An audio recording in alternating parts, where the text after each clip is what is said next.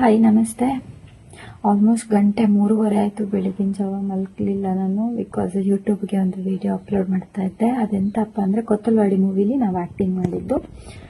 ಆ ಮೂವಿಲಿ ನಮಗೆ ಸಂಭಾವನೆ ಅಂತ ಪೇಮೆಂಟ್ ವಿಷಯದಲ್ಲಿ ಚೀಟಿಂಗ್ ಆಗಿದೆ ಅಂತ. ಅದು ಖಂಡಿತ ನಿಜ.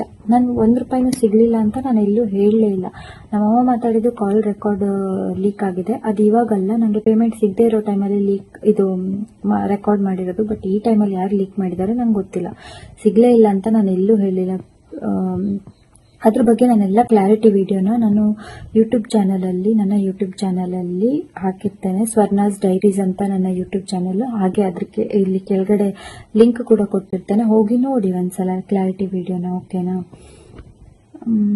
ಬಟ್ ಈ ಮೂವಿಯಿಂದ ಮೋಸ ಆಗಿರೋದಂತೂ ನಿಜ. ನೋಡುವ ಎಂತಾಗ್ತದೆ ಅಂತ ಹೇಳಿ, ಬಿಕಾಸ್ ಇವಾಗ ಎಲ್ಲ